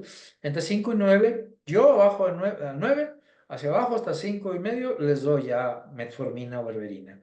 Hemoglobina glicosilada menor a 5, entre 4 y medio y 5, pero son datos que tienen ustedes a la mano. La GGT, que es una enzima que nunca tomábamos en cuenta, quizás, la gamma-glutamil transpeptidasa, nos habla de estrés oxidativo. Valores normales entre 16 y 17. Sin embargo, si tiene mayor a 17, 30, 40, he tenido pacientes de 80, quiere decir que ese hígado está usando mucho glutatión para equilibrar esos radicales libres que se producen por la simple transformación de la energía, y no se diga todos los tóxicos que el hígado tiene que metabolizar en su etapa 1. Ahora bien, si es menor a 5 la GGT, se agotó el glutatión. Entonces ese hígado está sufriendo para poder desintoxicarnos. Hay que ayudar a ese hígado. La homocisteína, riesgo aumentado también de enfermedad coronaria, vascular, cerebral y periférica. Menor a 7 la homocisteína. Se pidió mucho ahora en COVID, la pueden pedir. Y la homocisteína, recuerden, que es un problema principalmente de deficiencia de folatos o alguna deficiencia de una enzima, la 5-metiltetrahidrofolato reductasa, que es una alteración cromosómica que nos termina teniendo hiperhomocistinemia, ¿sí? El rango araquidónico le decía 1 hasta 3 a 1, ¿sí? De 6 y omega 3. La TT reversa, que ahorita vamos a ver cuándo se activa la TT reversa menor a 12. Y el gaciano, que es la relación entre triglicéridos y HDL, 1 a 1 o hasta 2 a 1. Entonces sí, es importante y los tenemos a la mano. ¿A dónde nos va a llevar todo este exceso oxidativo y esa inflamación celular? Alteraciones a nivel de nuestros endotelios, de esos pequeños vasitos hasta grandes vasos que se traducen en un infarto o una enfermedad isquémica, pero desde pequeños vasitos van a tener esas alteraciones, ¿no? Y van a terminar en la aterosclerosis. Entonces, alteraciones que afectan varias de las funciones que ejerce nuestro endotelio. Hay una pérdida de la función de la barrera selectiva con tendencia a agregación plaquetaria y la formación de trombos, adhesión de leucocitos, vasoconstricción y proliferación de células musculares que terminan haciendo una placa. Se altera nuestro endotelio con ese estrés oxidativo y esa inflamación celular. Entonces, ¿qué beneficios tienen los omega 3? Les decía a nivel de membranas celulares, EPA y DHA principalmente. El EPA preserva la estructura de las membranas y la distribución normal del colesterol. Inhibe la oxidación de lípidos y relativamente la formación de cristales de colesterol. Y las vías de transducción tiene influencia sobre las señales de transducción, las vías relacionadas con inflamación y vasodilatación. El DHA incrementa la fluidez de las membranas y promueve los dominios lipídicos. Reduce la actividad antioxidante relacionada con desórdenes en los lípidos y tiene altas concentraciones en nuestro cerebro y nuestras retinas, entonces fundamental para salud ocular y cerebral. Entonces, son antiinflamatorios estos ácidos grasos. Y estas síntesis de omega los obtenemos de la dieta, sea omega 3, omega 6. Estos son principalmente todos los aceites de origen vegetal que calentamos y que quemamos, se transforman y tienen gran cantidad de ácido linoleico, que se transforma en gamma linolénico y ese finalmente llega a ser ácido araquidónico. El ácido araquidónico es inflamatorio, va a liberar prostaglandinas, leucotrienos, tromboxanos que pueden terminar en inflamación celular o hasta cáncer.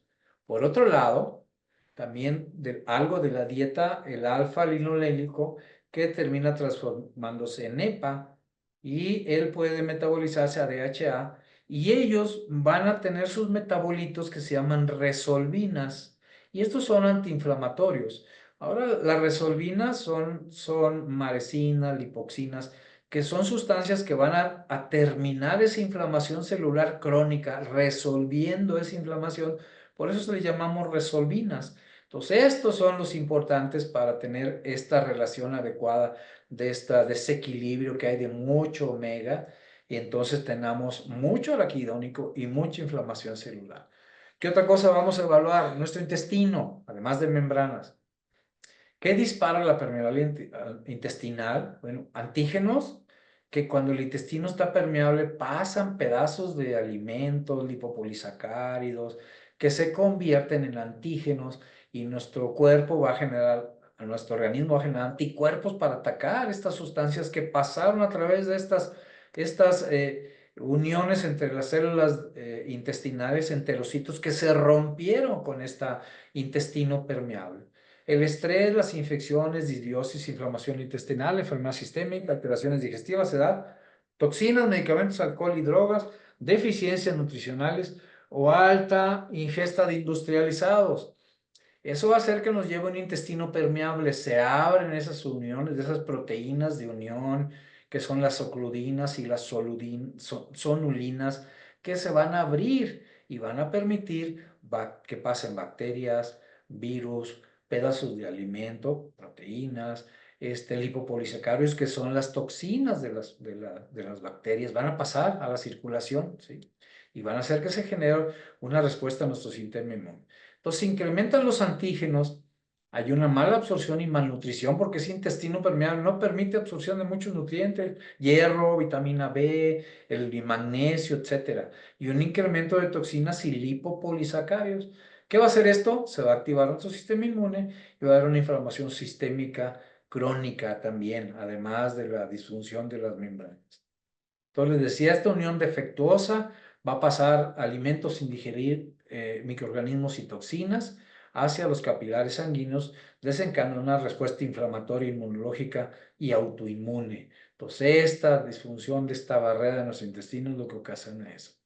¿Qué podemos hacer para optimizar nuestra salud intestinal?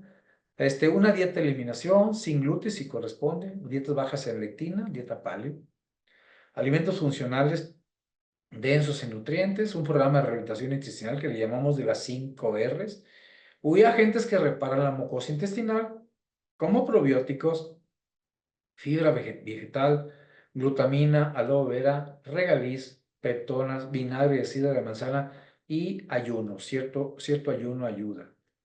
La dieta de las 5 R, les decía que la R de remover algunos alimentos potencialmente alergénicos o que somos sensibles a esos alimentos, los quitamos 2 semanas y los reintroducimos a la tercera o cuarta semana.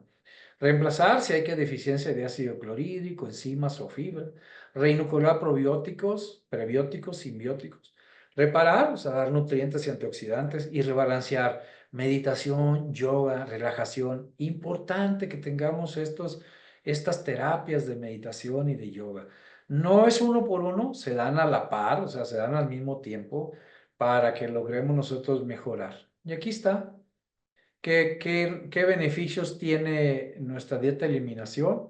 reduce la inflamación, da soporte a la microbiota intestinal, no ingerimos gluten ni lácteos, identifica disparadores alimentarios a los que podemos ser sensibles o alérgicos, promueve la conciencia alimentaria, así que sin ser una dieta en sí, bajan de peso los pacientes, disminuye la carga tóxica y damos fitonutrientes para tratar el intestino. No es una dieta restrictiva en calorías, simplemente quitar algunos alimentos, ¿no? Entonces, eso es lo que obtenemos para lograr sanar nuestro intestino. ¿Y qué son los probióticos? Bueno, son microorganismos vivos que cuando se administran en cantidades adecuadas confieren un beneficio para la salud del huésped. Los más importantemente usados son lactobacillus y bifidobacterias. Mínimo un probiótico debe tener estas dos cepas, ¿sí? El prebiótico es el alimento de estos lactobacilos, de estas bifidobacterias. El probiótico es un microorganismo vivo y el simbiótico es una combinación. La mayoría ya son simbióticos, ya extraen este azuquitar, son oligofructuosas principalmente, que es el alimento de estas bacterias. Entonces, mínimo debe contener 10 billones de estas unidades formadoras, ¿no? Entonces, hay estudios ya más específicos donde identifica qué deficiencias tienes, de qué probióticos te hacen falta y puedes saber exactamente qué es lo que tienes que dar. Medicina de precisión se llama gastrotest, sensitest, y te identifica a qué alergenos y si tienes alteraciones en tus inmunoglobulinas. Ya hay disponibles para que los hagamos y tengamos una medicina de precisión. Pasamos al hígado. Recuerden que el hígado tiene dos fases de detoxificación hepática. En la primera llegan todas las toxinas que son no polares y vienen solubles en lípidos, ¿sí? Solubles en grasitas, vienen pegadas ahí a las grasas, pasan a la primera fase y aquí tiene que hidrolizarse, desalogenizarse, oxidarse o reducirse. Y aquí requiere glutatión. Glutatión requiere como un nutriente, un nutracéutico, glutatión. Pues lo produce nuestro organismo, pero a veces es tanta la reacción que se lleva a cabo aquí en esta etapa 1 que no alcanza y entonces va a producir radicales libres, que les decía. La principal producción de radicales libres es en nuestro hígado, nuestro propio hígado. Todos los tóxicos pasan por aquí, incluidas las hormonas. Entonces, después hay metabolitos intermedios más polares, menos solubles en lípidos, para que puedan ser excretados en agua, ¿sí? Entonces, aquí también se requiere glutatión y se acetilan, se conjugan. Estos radicales libres en exceso pueden dañar los hepatocitos y mínimo terminar en un hígado graso, esteatosis o hasta en cáncer. Entonces, aquí son importantes una serie de antioxidantes que es la justificación por cual damos ciertos antioxidantes en todas las terapias de terapia ortomolecular. Entonces, aquí mencionan la vitamina A, la C, la E, el selenio, pero todos son buenos si damos terapias antioxidantes para que ayuden a nuestro hígado. Y aquí vienen más, es lo mismo. Estos son los nutracéuticos en la etapa 1, en la etapa 2, glutatión, NAC, componentes azufrados, como vienen algunos alimentos, como el ajo, la cebolla, el DIM, la vitamina B2, ácido alfa-lipoico, algunos aminoácidos y glutamina.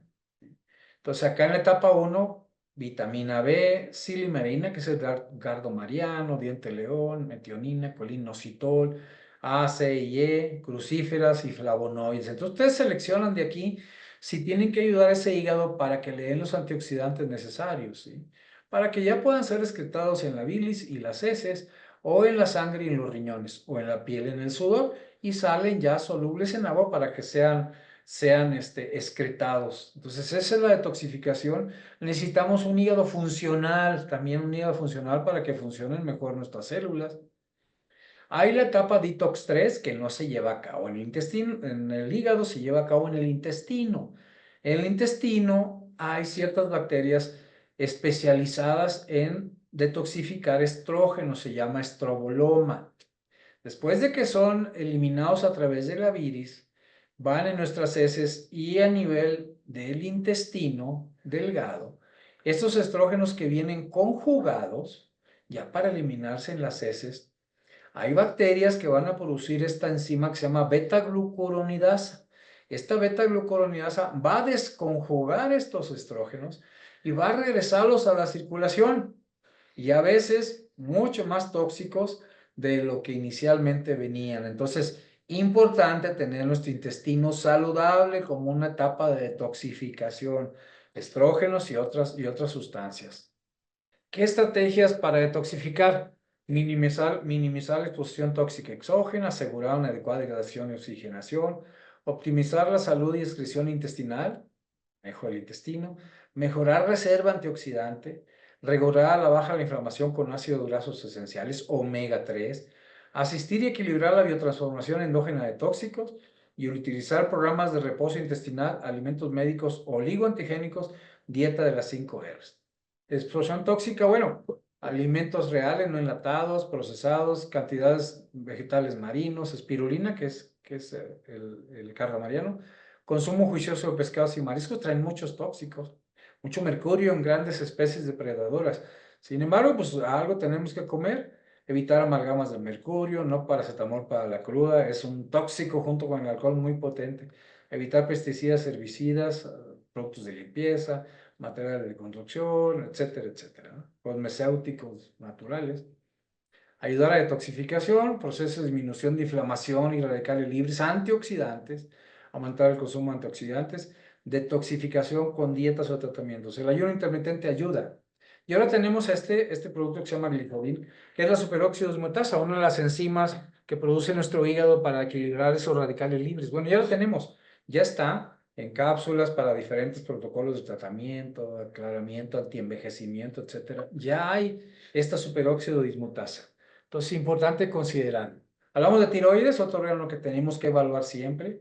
Muy rápidamente, nuestro hipotálamo ordena a través de la tirotropina para que se libere TSH, el producto T4 y T3. Y estas 80% se produce T4 y un 20% T3. A nivel de hígado, esta T4 es transformada en T3 y finalmente tenemos 23 microgramos. Si esta, por algunas situaciones de emergencia o estrés en nuestro organismo, se va a inactivar en TT reversa. Ese es el origen de la TT reversa. Aquí están nuestros ejes que les decía, la T4 se transforma en T3 o en TT reversa. El 80% de la T3 viene de T4 y solamente un 20% de la tiroides. ¿Sí? ¿Qué influye en la función tiroidea?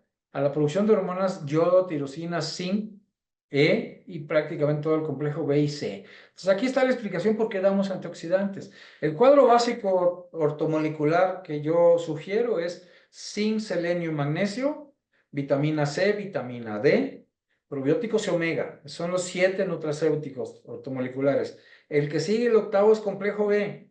Y luego ya si requiero ayudar al hígado, a mi intestino, pues ya sería ácido alfa-lipoico, cardomariano, coenzima Q10, cúrcuma, quercetina, o sea, los antioxidantes que ustedes elijan para ayudar dependiendo de la alteración que tengan. Pero ahí está la justificación por qué damos todos estos nutracéuticos. ¿Qué aumenta la conversión de T4 a T3? Vitamina A, selenio y zinc, es fundamentales para la tiroides. Por eso damos selenio. El ejercicio también. ¿Qué inhibe la producción? El estrés, el flúor, radiación, toxinas, pesticidas, infecciones.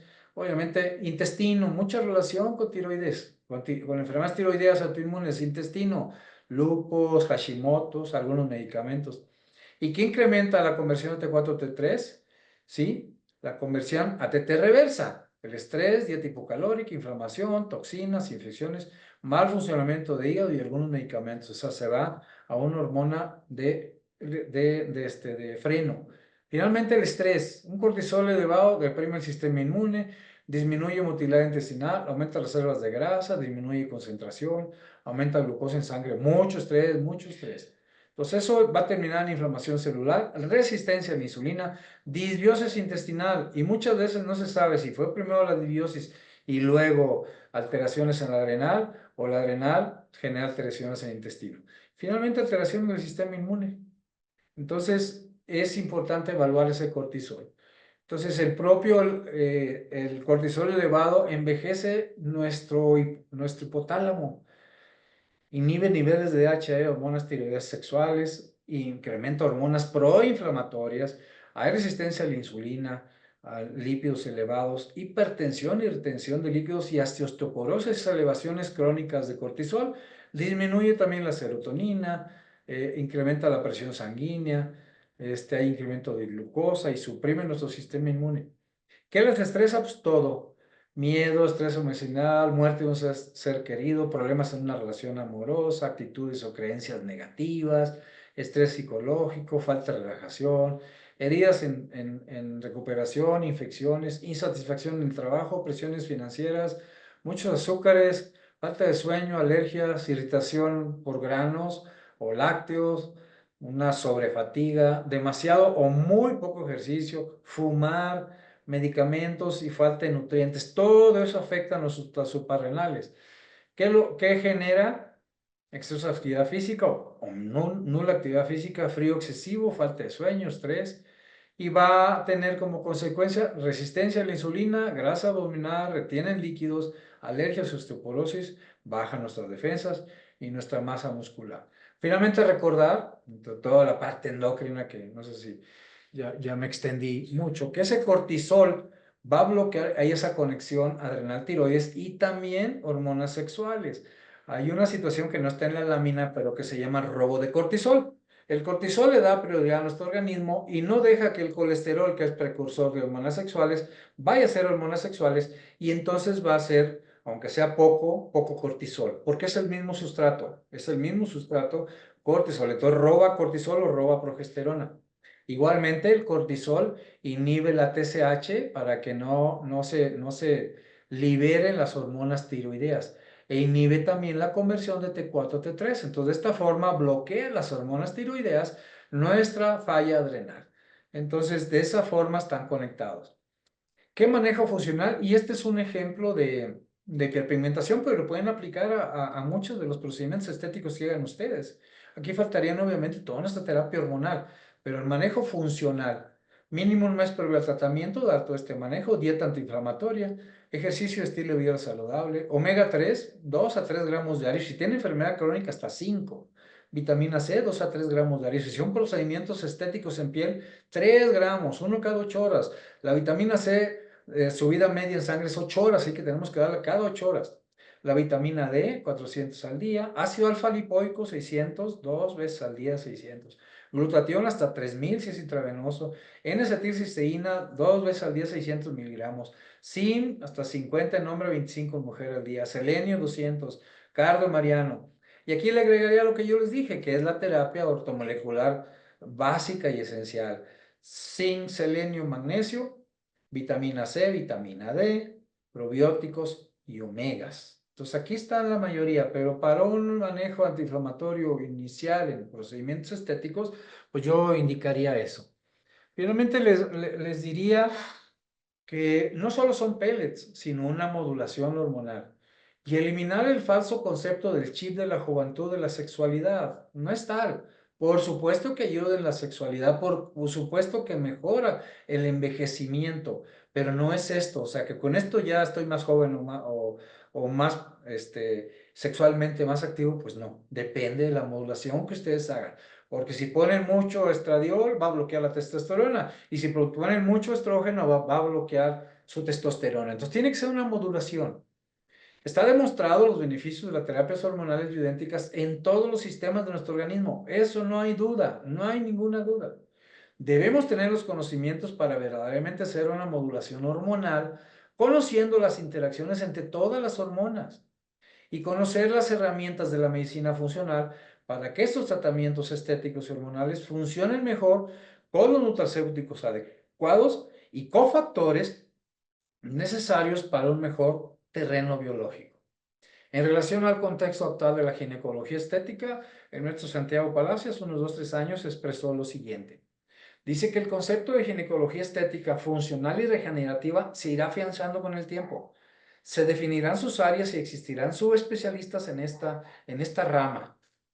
Hay que pasar de lo práctico a la ciencia, ya que no será suficiente hablar de experiencia y pasar a la medicina basada en evidencia. Hay que hacer estudios de investigación, hay que ponernos a trabajar, quitarnos esa flojera de no querer hacer investigación para demostrar los beneficios de esto que todavía son muy criticados. Se deberá contar con normas y ética en la práctica de esta subespecialidad. Por ejemplo, ¿quién debe utilizar el láser? El PRP, la radiofrecuencia. Ginecólogos estéticos, cirujanos plásticos, médicos generales, estéticos, enfermeras, cosmetólogos, debe definirse, porque hoy por hoy hasta las hormonas las andan prescribiendo áreas que no son profesionales de la medicina y están haciendo que se genere una cultura de que a lo mejor no hay buena respuesta o hubo efectos secundarios terribles que terminan en histerectomías a veces. Se deberá conocer más la anatomía y la histología de los sitios donde se emplearán las diferentes técnicas. Y yo diría, la física de estos todos equipos deben dominarlas quien las use. Estar conscientes del dicho que toda ciencia en la que hay más preguntas que respuestas es que esta está en pleno apogeo. Entonces, con eso termino mi presentación. Les agradezco. Eva, espero haber cumplido las expectativas de lo que esperaba que les platicara. Y si no, pues si me dan la oportunidad, pues después ampliamos los temas que ustedes quieran en otra charla que nuestra amiga Melina nos permita platicar con ustedes. Pues excelente charla, maestro. Eh, una introducción muy amplia sobre este tema. Yo creo que nos da todavía para otra sesión, ya para ir directamente a hormonas y sobre todo esto de hacer una presentación seria del tema de las hormonas bioidénticas debido al uso a veces indebido e inadecuado de los pellets, ¿no? Que nosotros somos los que estamos viendo los resultados adversos y de unas terapias que son, si son personalizadas, si son abordadas con este enfoque que estamos teniendo algunos ginecólogos, yo creo que minimizamos los efectos adversos y evitamos generar malas impresiones acerca de la terapia de reemplazo hormonal bioidéntica y concluir, o sea, no solo pellets, sino la modulación desde la perspectiva funcional para poder dar resultados importantes en cada una de nuestras pacientes. Le comenta Yuridia Zabaleta, excelente plática, muchas gracias por compartir. Había otra pregunta que avancé con una pequeña respuesta sobre qué adaptógenos recomendaría. Los adaptógenos los usamos básicamente en fatiga adrenal. De hecho, así fueron descubiertos en Rusia para mejorar la fatiga. Ahora se usan en algunas otras cosas, pero básicamente es en fatiga adrenal y por lo general usamos mínimo tres, que son ashwagandha, que es regaliz, que es el orosus, y el ginseng. Básicamente usamos esos tres. A veces agregamos rhodiola en situaciones de ansiedad, pero estos tres adaptógenos, hay compuestos que tienen hasta 6, 8 adaptógenos que ayudan a que al mismo tiempo, recordemos que los adaptógenos son plantas inteligentes, que por lo general se dan en altitudes muy, muy elevadas y que ayudan a que esas personas que viven en esas latitudes puedan adaptarse su cuerpo a esos situaciones tan adversas. Entonces, los mismos pueden ayudar para que te dé energía como para relajarte esa situación de estrés. Esos son los adaptógenos. Entonces, yo los uso mucho en fatiga adrenal, en ocasiones en ansiedad, la rodiola, pero se le están encontrando más aplicaciones cada día, ¿no? Sí, de hecho, lo que les había respondido en la caja de respuestas eran las opciones de Lemon Balm, Magnolia Balm, Rhodiola Rosea, Ashwagandha, el ginseng americano, licorice, y que tendríamos que identificar mucho los valores de cortisol y DEA para poder determinar el grado de fatiga adrenal y poder elegir el adaptógeno que más se adapte al grado de fatiga que se tengan. Se tiene que valorar niveles de cortisol, niveles de DEA, para poder elegir el adaptógeno adecuado, porque con esto de la medicina funcional a veces tenemos recetas hasta de más de 10 suplementos que muchas veces cuando la paciente viene realmente mal y retornarla a su vida más funcional, a tener esa sensación de bienestar, entonces pues aceptan que tengan recetas o indicaciones de este tipo. Y realmente esta combinación de medicina en donde damos suplementos, hacemos la modulación selectiva adicional a la terapia de reemplazo hormonal, yo creo que nos ha traído más respuestas favorables con pacientes, ¿cierto, doctor? Sí, así es. Mira, lo más importante, creo yo, y por eso insistí mucho en los inicios de la plática, tienes que evaluar cuánta inflamación celular y estrés oxidativo tiene ese organismo.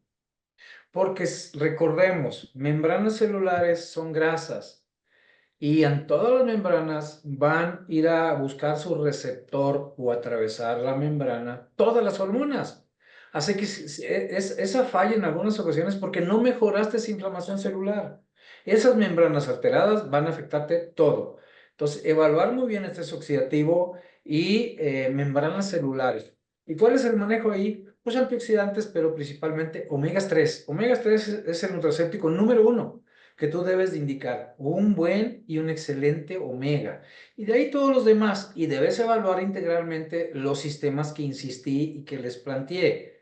Membranas celulares, mitocondria, o sea, que está expuesto y esa disfunción mitocondrial pues, nos lleva también a todo. No hablé mucho, pero hoy se habla mucho de mitocondria en muchos de los congresos. Entonces, membranas celulares, mitocondria, obviamente eso nos lleva a estrés oxidativo e inflamación celular. Y luego vamos a evaluar nuestra tiroides, nuestro intestino, nuestro hígado y nuestras adrenales. Esos órganos y sistemas son los que nos van a llevar a que verdaderamente mejoremos integrativamente un organismo. Esos sistemas siempre deben de evaluarse. Y en razón de eso, pues agregamos, principalmente cuando quiero, bueno, adrenal, pues obviamente la terapia sustitutiva con hidrocortisona, adaptógenos, principalmente vitamina C es fundamental en la fatiga adrenal, complejo B, que sería el octavo en importancia desde mi punto de vista, complejo B, intestino, hígado, fundamental en hígado, todo el complejo B se requiere, todo el complejo B se requiere para que funcione bien nuestro hígado. Y ahí le agregamos, yo por lo general le agrego hay un medicamento que se vende que se llama Lublep, que trae carne mariano y ácido alfa-lipoico, lo consiguen rápidamente en las farmacias. Y pues le puede agregar coenzima Q10, le puede agregar N-acetilcisteína, y ahorita que me acuerdo del NAC, es el nutracéutico importante en tiroides. Entonces, dependiendo lo que yo quiera ayudar, pues le agrego estos otros nutracépticos. Pero los básicos son los que le mencioné, son 7 iniciales. Ya dependiendo la evaluación que haga desde el punto de vista bioquímico, desde el punto de vista clínico, pues ya le agrego cosas, porque pues, no lo lleno y además económicamente yo en lo particular siempre veo pues, que no sea una carga muy grande, porque es una de las cosas por las cuales abandonan esa carga económica que les representa la consulta, el implante, el láser o todos los nutracéuticos que se llevan. Entonces, pues hay que ver también esa parte de los pacientes. Y la otra que abandonan es porque no funcionan, porque no les dio efecto el tratamiento. Y ahí está todo esto que acabamos de mencionar, todos estos sistemas que debemos de evaluar integralmente, medicina integrativa, para que esas hormonas que vamos a dar funcionen mejor. Y pues no se diga ginecología estética. Si yo mejoro la piel, mejoro todas las áreas, la grasa, pues voy a tener mejores resultados. Definitivamente, no hay otra. O sea, todo ese protocolo antiinflamatorio que lo uso en hiperpigmentación, lo puedes usar también si vas a hacer una cirugía, si vas a hacer un láser, porque les va a ayudar definitivamente. Y casi Claro. la combinación ideal es todas estas situaciones de estética junto con sus hormonas. Las dos cosas son lo ideal. Claro, y justo es a lo que estamos llegando actualmente, en donde los dermatólogos quieren hacer dermatología funcional, los ginecólogos quieren hacer ginecología funcional y es el punto en donde convergen diferentes especialidades que abordan la parte estética de la salud femenina o masculina, porque también ya vemos algunos ginecólogos que también vemos hombres Claro, para dar este balance endocrino metabólico y con fines claro. también antienvejecimiento, pero convergen aquí los conocimientos que van a llevar a esas mujeres y hombres a que logren tener esta parte estética de también esta cuestión de bienestar y pues sobre todo estamos avanzando en esta maravillosa subespecialidad que ya podríamos hablarlo porque es tan grande este campo de conocimiento, doctor. Y pues vamos a platicar para, si quieren, manden comentarios y a dar una segunda parte de este maravilloso tema. Y una disculpa, pero sí, no me daba el tiempo, mira, te lo juro, de esta Sí, primera. es Y que Y pues el hormonas te lleva también todo un tema, todo un día. Sí, o sea, esto fue El- una pequeña introducción, sí, pero tener en este mis... repaso general ah, creo que era importante porque pocos ginecólogos lo hacen de la forma en la que también usted lo puede aterrizar e integrar los conocimientos y creo que el tema por eso lo asigné a usted porque tiene esa calidad didáctica para que podamos entender conceptos que son de gastro, que son de parte de hasta de psiquiatría, ¿no? Porque pudimos abordar un poco intestino-cerebro y el balance hormonal. Entonces es un tema súper amplio, no da tiempo en una hora, pero el repaso estuvo maravilloso y hablaremos ya en una segunda parte ya del aterrizaje hormonal que también está muy interesante. Excelente. Sí, esta parte de terreno biológico y toda la parte de nutracéuticos son 8 horas en mis talleres, son 8 horas. Sí, pero Entonces, bueno, pero bueno, traté de sintetizar mucho y que entraran en los conceptos que son básicos. Y ahora sí, después, pues vienen las hormonas, ahora sí. claro, pues estuvo muy bien. Damos por concluida este cuarto capítulo de VG y gracias por acompañarnos. Ahora vamos a presentar no olviden que tenemos otros OVA esta semana. Habrán webinars de Exosome con el doctor Íñigo de Felipe, con el doctor Adrián Gaspar. Adrián Gaspar ya lo mencionó el doctor Víctor en una de las diapositivas. Él es un precursor de la ginecología estética funcional en el mundo. Le debemos mucho por el láser para cuestión íntima y pues tendremos este tema de exosomas en ginecología, que es el boom actual en este rubro de la ginecología estética. También habrá otros temas, Art Filler Volume, y esto será el 15 de octubre con Filmet y también con el doctor Jair Carranco y el doctor Wolfgang Redka. Habrá una sesión exclusiva con un tema de la evolución en tratamientos estéticos, manejo de complicaciones con ácido hialurónico. Y pues Súper. quedan invitados. Y no se olviden del canal oficial de Odela, donde podrán ver repeticiones también de todos los módulos previos y de los capítulos de VG. Entonces, seguimos en el canal educativo y gracias por acompañarnos esta noche. Gracias, Melina. Gracias a todos. Que te pasen bonita noche.